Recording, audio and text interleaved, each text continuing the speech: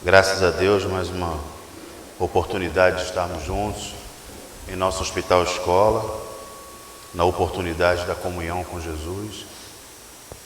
Nesse momento, o nosso trabalho da casa se inicia. Eu peço a todos que tiverem com o celular ligado, que possam, por favor, desligar o celular.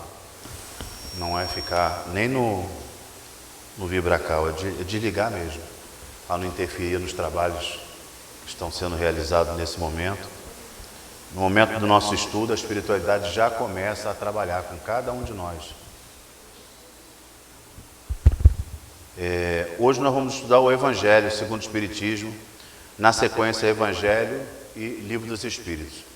Hoje nós estamos encerrando o ano em termos de estudo do Evangelho e o Livro dos Espíritos. Mas nós vamos continuar nessa sequência no retorno em janeiro. Na semana que vem, a gente vai fazer um estudo, mas aí não vai ser do Evangelho e nem do Livro dos Espíritos. Eu vou trazer um estudo de Emmanuel, uma reflexão para o final de ano, né? Porque, na verdade, o recesso é só material, né? O espírito não tem recesso, a gente continua, né? E principalmente nesse final de ano, geralmente nós encontramos os nossos familiares, nos aproximamos mais pelas férias, pelo Natal, pelo Ano Novo, né? Muita coisa acontece. Então é importante que a gente observe que o espírito não entra de férias. Nós não entramos de férias. Quem entra de férias é a casa, por necessidade de ajuste, de obras que tem que ser feito. Por isso que a gente para aí praticamente um mês, né? Porque senão nem a casa iria parar.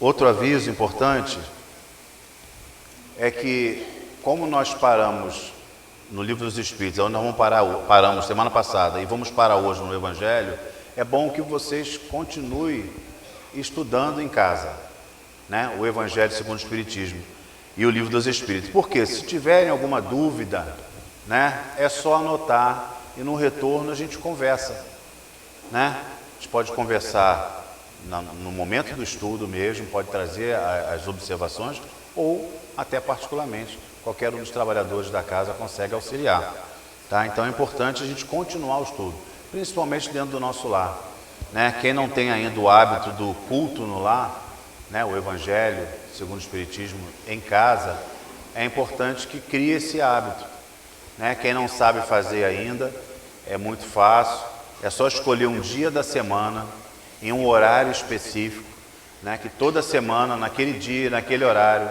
você vai fazer o estudo. Muitas pessoas falam assim, mas eu moro sozinho, ou com quem eu moro não quer fazer o estudo. Vai para um lugar tranquilo na casa, ou no quarto, ou na sala, ou na cozinha. Você nunca estará sozinho, nunca estará sozinha, né? Então é importante que faça o estudo, porque se um dentro de casa fizer o estudo do Evangelho, principalmente em voz alta, porque alguns irmãos espirituais que nos acompanham não conseguem ainda ouvir ou entender os nossos pensamentos, tamanha ignorância que eles estão ainda, né? Então, quando a gente faz uma leitura em voz alta, eles ouvem. Você está materializando o pensamento, então eles conseguem ouvir. Então, nunca a gente está sozinho, estamos sempre fazendo estudo com aqueles que nos acompanham. Isso serve muito para a família inteira, mesmo aqueles que não querem participar do estudo, mesmo aqueles que ainda não estão interessados no seu desenvolvimento espiritual, intelectual, será beneficiado por você.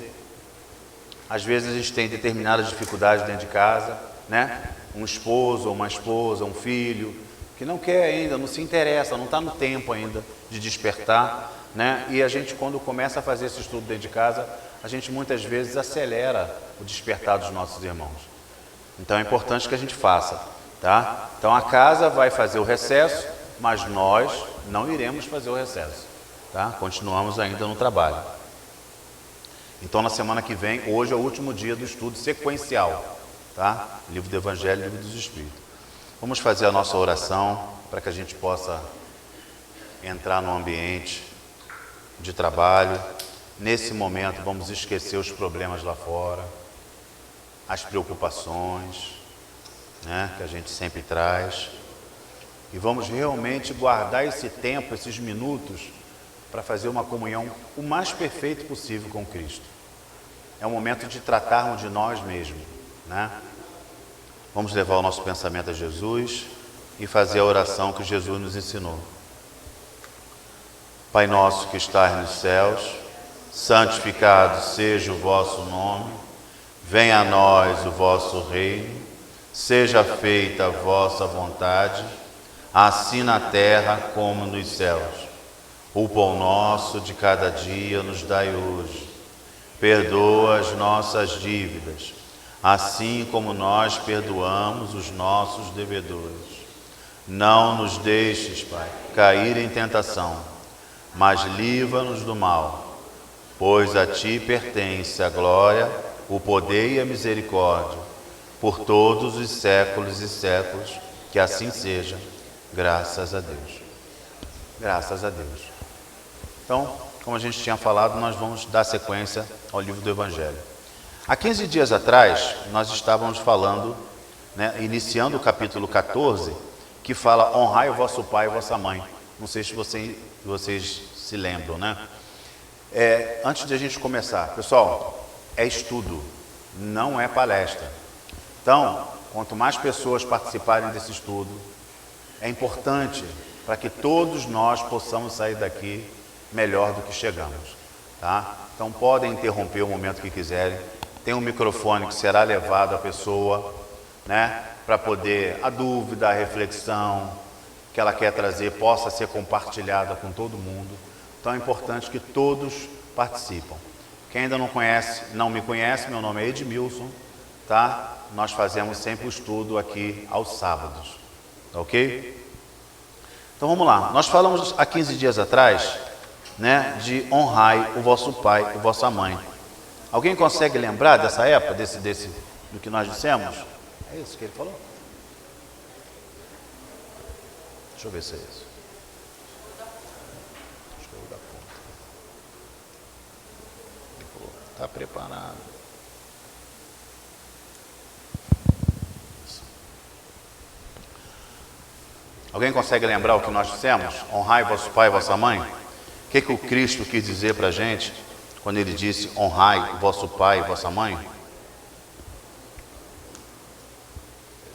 Lembra que nós falamos que, independente do pai e da mãe, que nós programamos, né, em ter aqui no mundo físico, nós precisamos honrar o vosso pai e vossa mãe? Porque tem muita gente que diz: ah, mas a minha mãe me abandonou, né? Minha mãe consanguínea me abandonou. E aí você não vai honrar essa mãe, esse pai? Qual é o maior presente, a maior oportunidade que os nossos pais dão para cada um de nós? A maior. Qual é a maior? Alguém pode falar? A vida. A vida. Porque, veja bem, nós fazemos uma programação reencarnatória, né? Escolhemos, junto com os pais, né, que aqui eles nos receberiam. Mas eles podem negar quando chegar aqui? Eles podem dizer: não vou ter filho, não. Pode ou não pode? O livre-arbítrio está em todos os tempos, né? Muitas vezes você faz uma programação de aqui receber os seus filhos e chega aqui e você fala: não quero ter filho, não. E aí? Né? Não que aquela pessoa vai perder a oportunidade de reencarnar, mas ela vai ter que fazer uma nova programação, né? Então, só de os nossos pais nos receberem no mundo físico é a maior importância que nós temos que dar a ele. Devemos honrá-los.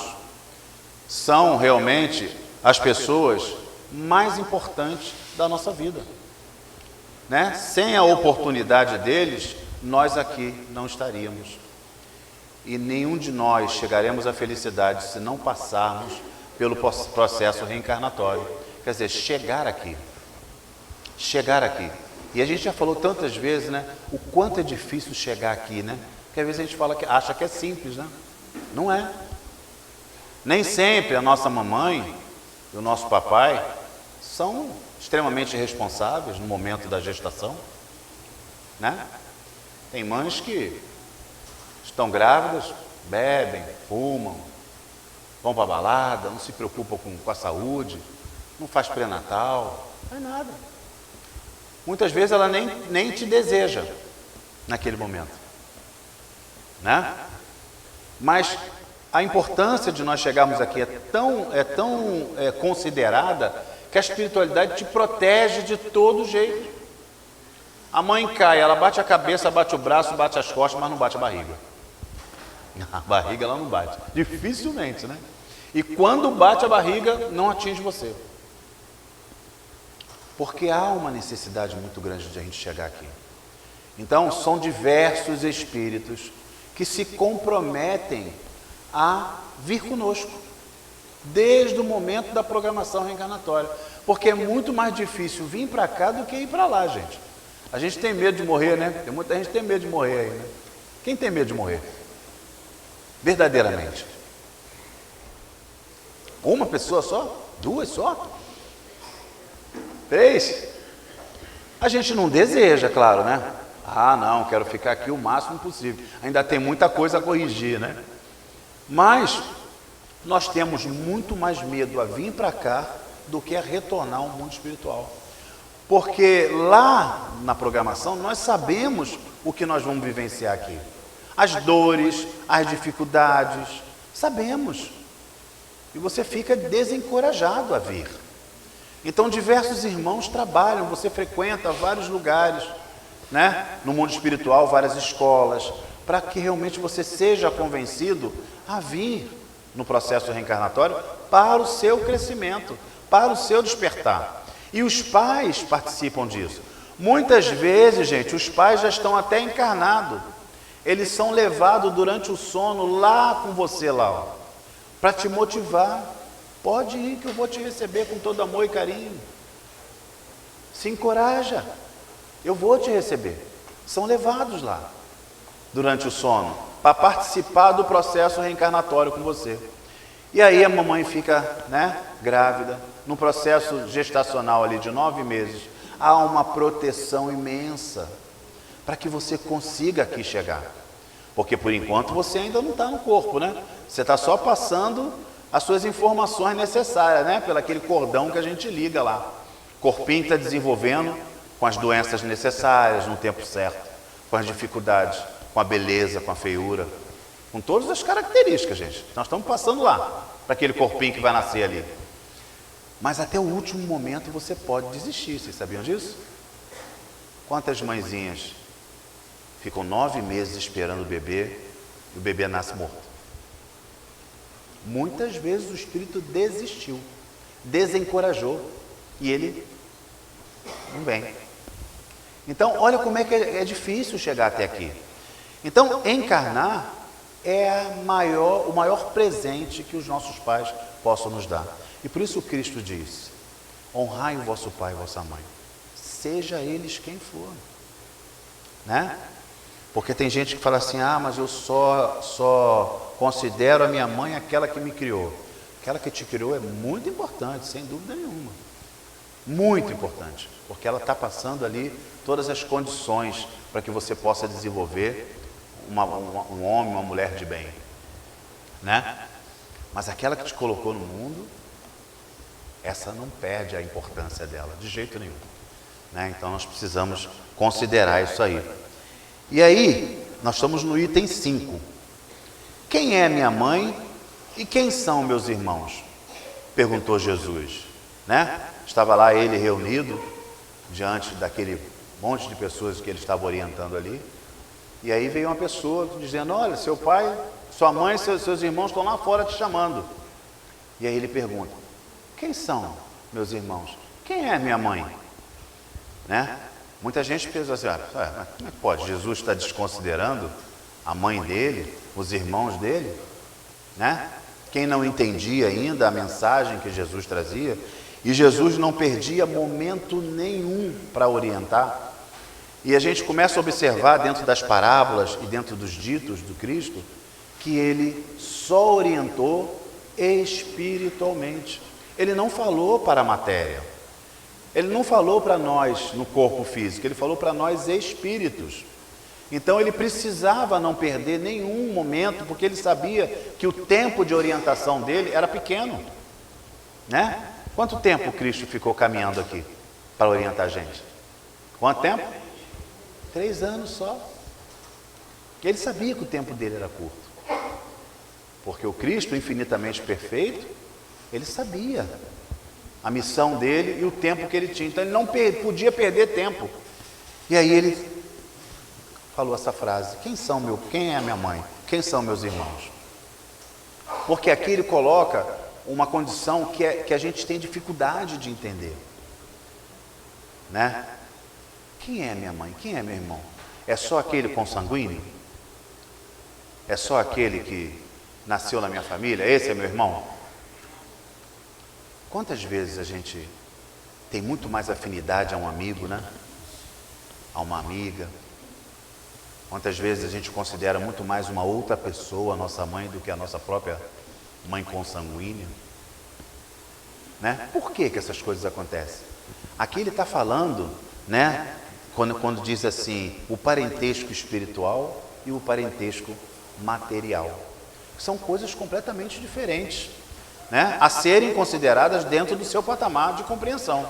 O parentesco material, né? Que é aquele consanguíneo, nós temos que dar valor, sem dúvida nenhuma. É a família que nós escolhemos, né? Por afinidade ou não. Alguns por afinidade, né? Vieram junto porque se amam já de outras encarnações. Já viu quando a gente tem uma família grande, temos 5, 6 irmãos, e tem sempre um irmão que a gente gosta mais? Você, mas esse irmão, tenho saudade quando ele está longe. Mas tem irmão que não faz muita falta, né? Você gosta dele? Não, eu amo meu irmão, mas eu sabendo que ele está bem, já está bom. Não é assim? A gente vai, eu sabendo que ele está bem, já está bom. Por quê? Porque a afinidade não é tão próxima. E tem aqueles que a gente realmente tem aqueles problemas, dificuldade mesmo de conviver junto. Não tem assim na nossa família? E às vezes a dificuldade é com o pai, é com a mãe, é com algum irmão.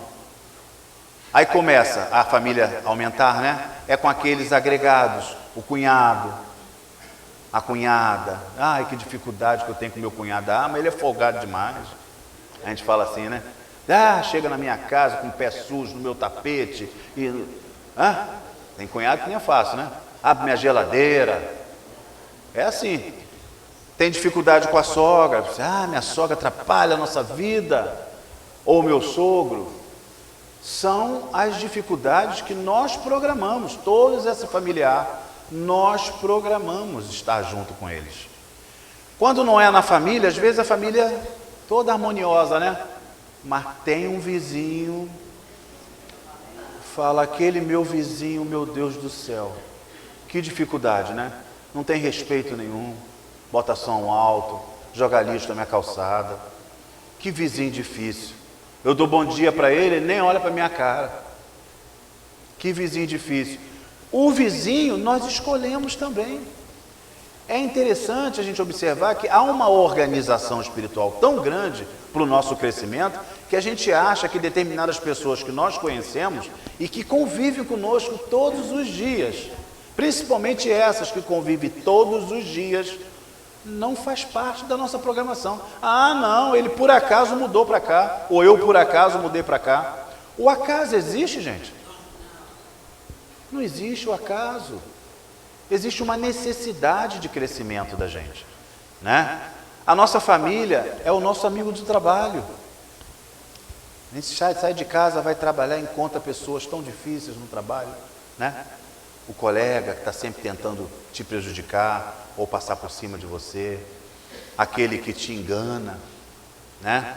O patrão difícil, ignorante, trata a gente de qualquer jeito, não tem afabilidade, doçura para falar, não tem educação.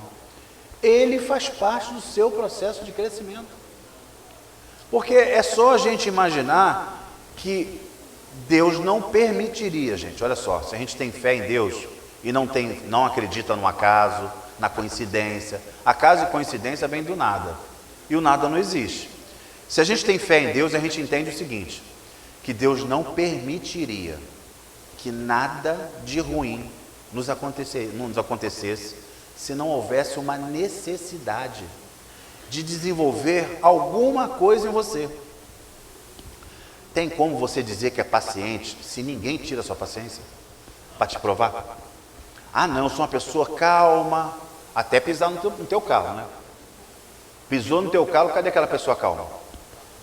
É isso. Nós precisamos dos instrumentos de correção. O outro é o nosso melhor instrumento de correção. É aquele que vai trazer as dificuldades necessárias ao nosso crescimento. E aí, por isso que a gente faz, o Cristo fez essa divisão do parentesco espiritual e do parentesco material. O parentesco material, ele está dentro da nossa programação reencarnatória. O parentesco espiritual é todos que atravessarem a sua vida. Todos que você encontrará durante todo o seu processo reencarnatório aqui. É o teu parente mais próximo, né? É aquele que você tem que realmente se dedicar a ele. Colocar em prática o Evangelho que traz a afabilidade, a doçura, a paciência, o não egoísmo, né? O não preconceito. Ah, como a gente é preconceituoso, né? A gente fala, não, mas eu não tenho preconceito nenhum, não. Eu não sou uma pessoa preconceituosa. Ah, que bacana. Mas se você tivesse um filho que tivesse alguma deficiência muito grave, você teria vergonha dele? Eu conheço pessoas que não expõem o filho porque tem problemas graves, ou mental, ou de locomoção, ou deformidades. A pessoa esconde o filho. Ela está tendo preconceito com o próprio filho. Olha que interessante, né? A gente fala que não é preconceituoso. Ah, eu não tenho preconceito não. Tá, e se seu filho fosse homossexual? Ah, não, meu filho não, pô. Ué, cadê? Você não é preconceituoso? Não ser preconceituoso é realmente não ter preconceito, quer dizer, uma compreensão de uma coisa que você nem conhece, que você nem tem realmente profundidade naquela situação. Nós somos preconceituosos. O preconceito é sinônimo de quê? De egoísmo, né? É aquilo que você acha que não pode atingir você, né? Não pode tocar naquilo que você compreende. Nós não devemos ser preconceituosos com ninguém, exatamente com ninguém. O que diferencia um ser do outro é a bondade que ele faz e a bondade que o outro não tem condição de fazer. É só isso que diferencia. E mesmo assim, precisamos ter compreensão, até com aquele que ainda não entende o sentido da vida, né? Por isso que a guerra maior que nós vivemos é conosco mesmo. Porque às vezes a gente fala assim, ah, mas que coisa, né? Aqueles países em guerra lá, né? Aquela guerra é a guerra material, né? A guerra por espaço material, por tesouros materiais. Mas nós vivemos uma guerra todos os dias dentro da nossa casa e achamos que não, que estamos em paz. Nós estamos em paz? Não estamos, porque a paz não traz ansiedade, a paz não traz angústia, a paz não traz o coração magoado, a paz não nos facilita a perdoar o outro com mais facilidade, seja qual for a ofensa, né? A paz nos torna pessoas felizes todos os dias, agradecidas. Agradeci porque hoje está muito quente, graças a Deus. Ah, mas hoje está muito frio, graças a Deus. Ah, mas está chovendo, graças a Deus, né? Ah, hoje eu amanheci, não estou com muita disposição, vou fazer força para melhorar, né? Graças a Deus eu acordei. As pessoas têm dificuldade em agradecer a condição que está, porque nós temos dificuldade de olhar para trás, a gente só olha para frente, a gente só olha para a casa do vizinho rico, né? O vizinho pobre, aquele lá é pobre mesmo. Mas a pessoa que está na nossa frente é que a gente quer olhar. Nós precisamos ter um referencial sempre daquele que está atrás da gente. Porque atrás da gente, como tem pessoas que sofrem muito mais. O nosso problema é nada diante da dificuldade dos nossos irmãos. Mas para fazer isso, nós temos que sair da nossa zona de conforto e ir fazer o bem ao outro. Por isso que Jesus disse que fora da caridade não há salvação. Porque sem fazer caridade não conseguimos entender a mensagem que o Cristo nos traz. Quem que vai deixar de ser egoísta se não fizer caridade? Você tem que fazer caridade para entender que você precisa dividir o que você tem, que você tem que desapegar daquilo que não te serve mais, né? Quantas pessoas estão com guarda-roupa abarrotado de roupa aí? Ah, mas um dia eu vou emagrecer e vou caber naquele vestido, por isso que eu guardo ele. É assim? Não emagrece nunca, não para de comer. É?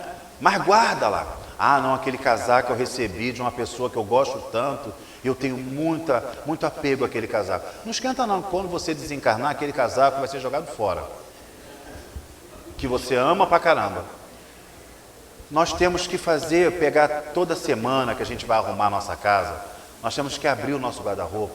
Pensar, isso aqui já... Não. Eu já não uso há muito tempo, não vou caber aqui mesmo. Não, vai tirando. Porque lá na rua tem um monte de irmãos que estão descalços, estão sem roupa. O morador de rua, o morador em situação de rua, não é de rua, é em situação de rua, a roupa que ele usa dura no máximo 2 dias, porque ele dorme no chão. Então a roupa rasga, ele não tem onde lavar. Então por isso é que ele precisa muito de roupa, porque ele não é como a gente, que vai pegar nossa roupa, botar na máquina para lavar. Não, a roupa dele é no máximo 2 dias, porque senão ele mesmo não suporta usar mais a roupa, de tão fedendo que fica, de tão suja que fica, porque eles dormem no chão. Então, vamos guardar a nossa roupinha para oferecer aos nossos irmãozinhos que moram na rua, que estão em situação de rua, né? Vamos esvaziar o nosso armário, não é verdade? Porque veja bem, esse hábito que a gente tem de guardar as coisas, como somos espíritos, levamos para o mundo espiritual. Vocês sabiam disso? Chega lá no mundo espiritual, nós plasmamos a nossa roupa, né? Então, teve um livro que eu li, que dizia do irmão que desencarnou, foi para uma cidade no mundo espiritual, né? Cidade astral. E lá ele começou a aprender a plasmar a roupa dele. Só que o que acontece? Antes de ele aprender isso, ele tem os lugares lá para comprar roupa mesmo. Então, o irmão foi levar ele, vamos lá comprar uma roupa, porque ele estava só com um lençol, né? Porque ele tinha acabado de desencarnar, vamos lá comprar uma roupa para você. Aí chegou lá, você pode escolher lá. Ele ficou lá, pegou 2 calças, 3 camisas, 2 sapatos, e 2 pares de sapato, e foi pegando as coisas, o irmão foi deixando ele fazer. Ele foi, levou para casa, né? Para o lugar onde ele já estava ficando, botou tudo no cabide, guardou lá, pôs uma roupa e foi para as aulas, como a gente está aqui, né? Aula de despertar, que no mundo espiritual, a mesma situação que nós estamos aqui, aqueles que estão interessados também existe no mundo espiritual, se preparando para as próximas encarnações. Bom, quando ele voltou da escola, que ele foi para casa, ele olhou o armário dele e não tinha nada. Não é possível, até aqui tem ladrão, né? Não é possível, roubaram as minhas roupas? Até aqui tem ladrão? Aí ele foi procurar lá, o rapaz estava responsável por ele. Ele disse, compramos aquelas roupas lá, compramos não, né? Adquirimos aquelas roupas lá. E eu cheguei no armário lá, está tudo vazia. Ele falou, irmão, aqui não é igual lá no mundo físico não. Aqui você só usa o que precisa. Você tem 4 pés? Não, e por que você comprou 2 pares de sapato? Hã? Por que você comprou 2 calças e só vai usar uma? Né? Quando você precisar, você irá trocar a sua roupa, mas não precisa acumular. Ele tinha um hábito de acumular no mundo físico, continuou com o hábito de acumular no mundo espiritual. A gente leva esses apegos que nós guardamos aqui. São coisas que a gente não utiliza, que a gente pode compartilhar com os nossos irmãos, porque vários irmãos não têm. Todos nós moramos numa rua que tem geralmente uma pessoa mais pobrezinha, que precisam de uma roupa. Essa época de Natal, então, né? e a gente lembra do Natal, a gente esquece sempre do aniversariante, né? O mais importante é a gente lembrar do aniversariante. O aniversariante, que é Jesus, o que ele trouxe para a gente é o desapego. Nós enchemos as nossas casas de luzinhas, né, brilhantes, né? Fica tão bonita as casas, né? Mas esquecemos de brilhar o nosso coração, de bênçãos, de fazer aquilo que o Jesus nos ensinou, né? Esquecemos que na nossa rua tem pessoas que precisam, né, de muitas vezes um alimento, de uma roupa, de um cobertor, de um ventilador, né? A gente fala assim, caramba, né? Como seria difícil se eu não tivesse esse ventilador? E às vezes a gente tem uns 3, 4 dentro de casa, né? Mas por que você tem? Ah, quando vier a visita aqui, né, já tem o ventilador aí, parado. Parado. E tem gente sem ventilador. Já viu o quanto é difícil dormir nesse calor? No Rio de Janeiro, então? Tem gente que não tem ventilador, não tem condição de comprar, gente. O que ganha é só para o alimento. E olhe lá. Então nós precisamos começar a fazer isso. Desapegar das coisas. Isso é o parentesco espiritual. É o meu irmão que está lá em sofrimento. Eu tenho que pensar nele, né? Então, Jesus, quando ele disse quem é minha mãe e quem são meus irmãos, ele trouxe essa orientação para a gente. Vamos observar que o parentesco espiritual é o mais importante. Nós somos espíritos, né? E aí o Evangelho traz essa frase aqui, né, de Mateus. E tendo vindo para casa, ali se reuniu tão grande número de pessoas que nem mesmo puderam fazer sua refeição. Quando seus parentes tomaram conhecimento disso, vieram para se apoderarem dele, porque, segundo diziam, Jesus havia perdido o espírito. A gente sabe que a família de Jesus, a família material de Jesus, os irmãos não concordavam, né, com o trabalho que ele fazia, não tinha compreensão naquela época, né, do trabalho grandioso do Cristo, e achavam que ele havia perdido o espírito. Então nem acompanhavam eles, tanto é que nenhum irmão do Cristo foi discípulo dele, nenhum irmão. Entretanto, sua mãe e seus irmãos chegaram e, permanecendo do lado de fora, mandaram chamá-lo. Ora, o povo estava sentado ao seu redor e disseram a Jesus: tua mãe e teus irmãos estão lá fora e te chamam. Mas ele lhe respondeu: quem é minha mãe? Quem são meus irmãos? E olhando aqueles que estavam sentados à volta, disse ele: eis aqui minha mãe e meus irmãos, porque todo aquele que faz a vontade de Deus, esse é meu irmão e minha mãe. Olha a diferença. Quem é minha mãe, meu irmão? Quem são meu parentesco? Todos aqueles que fazem a vontade de Deus, todos aqueles que já se inclinaram o crescimento espiritual, já entende a essência da vida, né? Certas palavras aparecem estranhas ditas por Jesus, por não estarem de acordo com sua bondade e sua inalterável benevolência para com todos. Os incrédulos não deixaram de fazer disso uma arma, dizendo que ele se contradizia a si mesmo.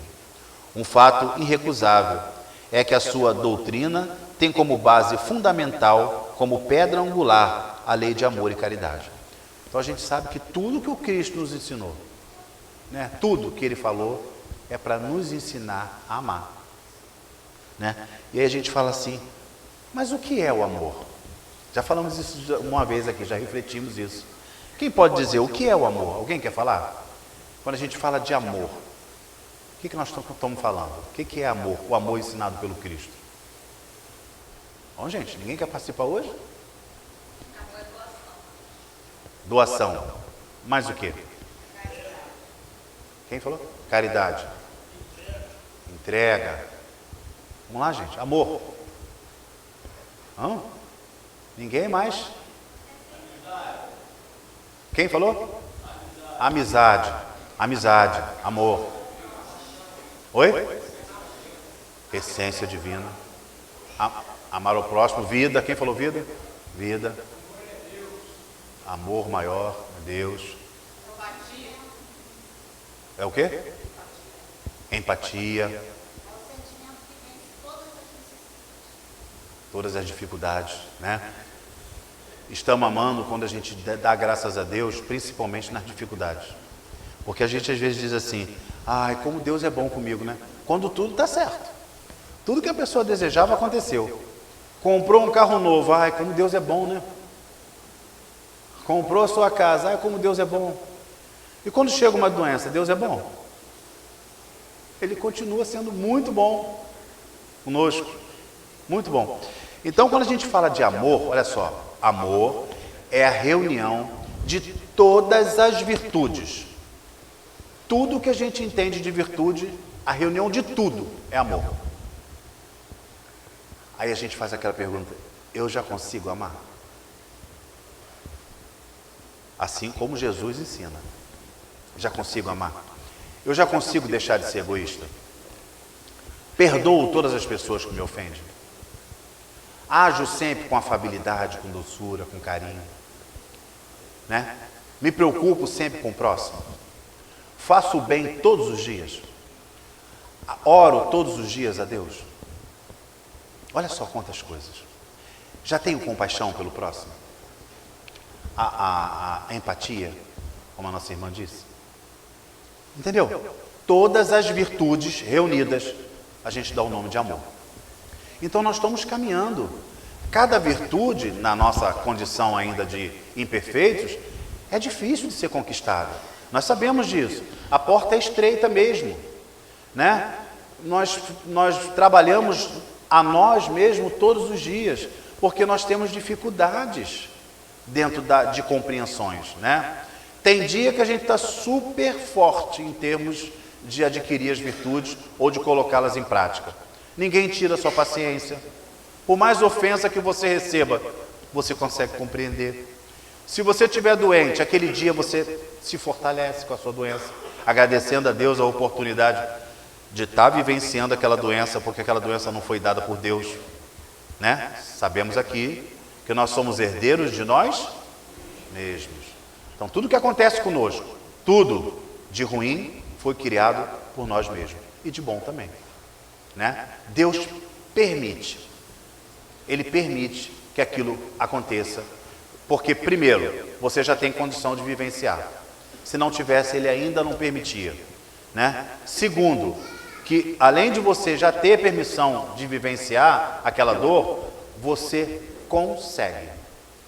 Deus não coloca nas nossas costas nada que a gente não consiga carregar.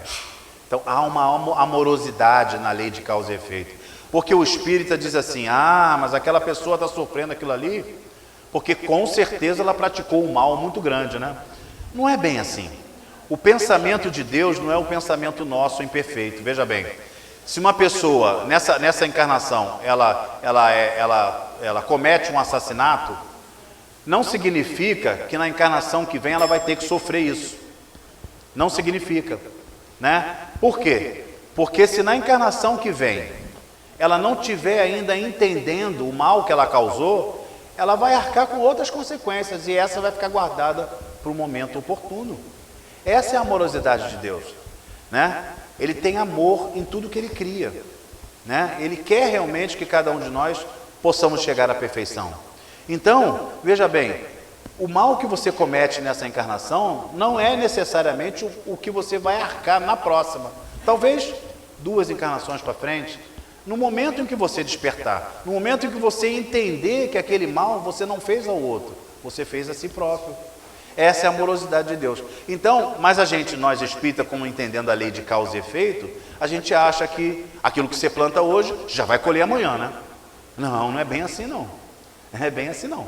Você só vai colher no momento que você já pode colher. Por isso que as dores de hoje, as doenças, né? As dificuldades de relação, os problemas financeiros, olha quanta coisa a gente vivencia de dor, né? Os parentes difíceis, não é verdade? Todas essas condições que você hoje está vivendo, é porque você já pode vivenciar aquilo e sair vitorioso, agradecendo todos os dias. É difícil agradecer sentindo dor. Alguém já fez isso? Sentindo dor? Graças a Deus essa dor. Não é? É difícil, mas nós precisamos treinar isso aí, gente. Porque Deus é bom conosco em qualquer momento. Não é só não merecimento. Sim, arcano. Mas não merecimento. Vamos mudar a palavra? Necessidade. Porque Deus não acha que nós merecemos sofrer. Ele acha que nós temos necessidade de colher o erro que cometemos. É isso. Então, quando entende isso, como a senhora está dizendo, quando entende, a gente consegue agradecer nos momentos de dores.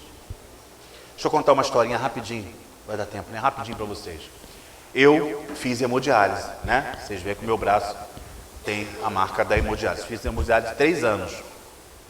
Eu ficava numa sala que eram 15 pessoas comigo, né? 14 pessoas e 15 pessoas comigo dentro da sala. E a gente virou uma família espiritual. Olha lá para onde foi a família espiritual. Uma família. A gente trocava coisas pessoais um com o outro. Olha que interessante, né? A gente ali vivenciando a questão da hemodiálise. Trocávamos coisas um com o outro, coisas pessoais, as dores pessoais, as dificuldades que a gente tinha com a família. Tinha muita gente na sala, algumas pessoas na sala, que iam fazer hemodiálise sozinhos. Por quê? Nenhum familiar se interessava em ir com ele. Se ele ia voltar bem, se ele ia voltar mal, nenhum familiar. E aí você perguntava, mas você tem irmãos? Ih, lá em casa nós somos em 8, somos em 9. Você tem pai e mãe? Tenho. E a sua esposa? Também tenho, está em casa. E filhos? Também tenho. E a pessoa ia sozinha. Às vezes saía de lá mal. Às vezes saía de lá direto para o hospital. Nem sempre você sai da hemodiálise bem. Dependendo do dia, você sai mal. E as pessoas iam sozinhas. Tinha outros, né, que iam para lá, chegavam lá extremamente revoltados. Quero morrer logo. Quero mais vivenciar isso aqui não. Essa vida desgraçada, olha a palavra que a pessoa falava, né? Que adianta estar aqui num dia de... Eu fazia hemodiálise segunda, quarta e sexta. Numa sexta-feira dessa linda, todo mundo se divertindo, eu aqui nessa cadeira fazendo hemodiálise. Era assim. Olha só como é que as coisas eram. Devagarzinho, a gente foi conversando com as pessoas. Da necessidade de a gente estar ali. Né? Necessidade. E outra coisa, mais do que isso, amorosidade.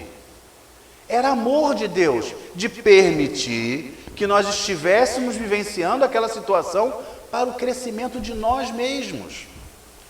Vocês sabiam que algumas doenças acontecem conosco para paralisar a nossa vida? Porque se a gente não ficasse doente, a gente ia se prejudicar muito naquilo que a gente pensa, naquilo que como a gente age. A nossa encarnação ia ser muito pior. Então, muitas vezes, Deus freia a gente com uma doença. Coloca uma doença ali que aí, diante daquela doença, você não consegue mais agir tão erroneamente como você agia. Então, eram 15 pessoas. E a gente trocava muita coisa. E a maioria deles eram muito revoltados. E eu conversava muito com eles, olha só, é uma oportunidade. A gente ia se conhecer se a gente não estivesse aqui?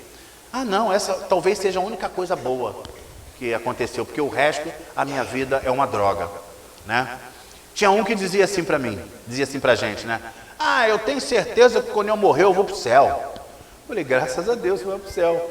Mas o que é o céu para você? Ah, o céu é estar perto de Deus. Eu falei, ótimo, mas o que você faz para estar perto de Deus? Eu não faço nada. E depois que eu fiquei doente, então, minha mulher que se vire. Não ajudo ela em nada não, falo com ela, eu estou doente, hein? Não conta comigo não. Chegava de casa, chegava da clínica, ia para casa e não fazia nada. E aí era eu e mais um rapaz lá que trabalhávamos ainda. E eles diziam, vocês são bobos, por que vocês trabalham? E eu dizia para eles assim, olha, nós temos que colocar a doença na nossa vida e não a vida na doença.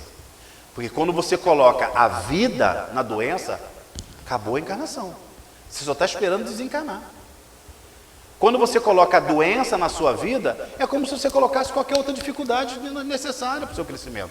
Durante o trabalho, você não pensa na doença. Quem pensa na doença durante o trabalho? Não pensa. Ali você está com o pensamento em outras coisas, em construção, né? e você vai vivenciando aquilo ali de uma forma muito melhor. Resumindo a história, a falta de compreensão, até para entrar na fila de transplante. Olha só que interessante. Pessoal, vocês vão entrar na fila de transplante? Não, já entrei. Eu não vou deixar na fila de transplante nada, porque depois que eu transplantar, eu não vou poder beber, que eu não vou poder isso, que eu não vou poder aquilo. Gente, mas vocês vão ter qualidade de vida, vão ter mais tempo na vida de vocês. Não, mas não me interessa. Resumindo, os 14 desencarnaram.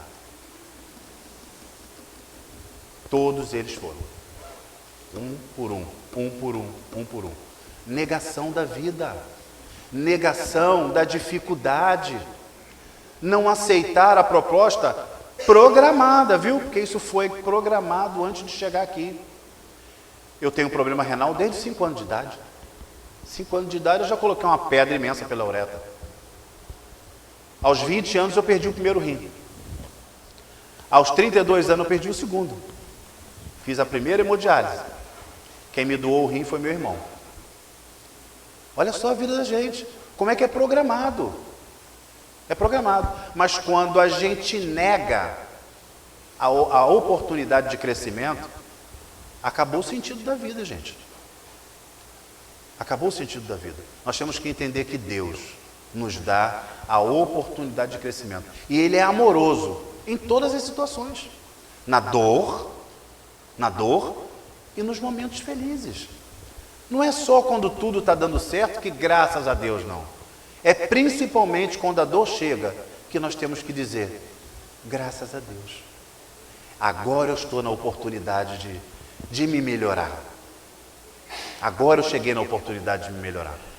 Então, que a gente possa fazer essa reflexão dentro de nós mesmos, quando a gente fica doente ou quando nós temos um parente nosso doente. Vamos participar, porque se alguém fica doente dentro de casa, gente, a doença não é só para a pessoa, não. É para a família. Vamos nos comprometer, vamos nos voluntariar para auxiliar. Conta comigo, viu? Quando não der para você, é comigo. Quando não der para o outro, é para o outro. É assim que a gente tem que fazer. Porque quando a gente diz assim, o problema é dele, vai chegar a sua vez. Certeza. Eu não vou poder continuar. Semana que vem a gente faz a reflexão do final de ano. É uma lição de Emmanuel, muito bacana, para que a gente possa realmente passar esse momento de férias físicas, mas não espiritual, tá? E a gente possa retornar em janeiro fortalecido na continuidade do nosso estudo. Férias espiritual não existe. Que Jesus possa estar com todos. Obrigado mais uma vez.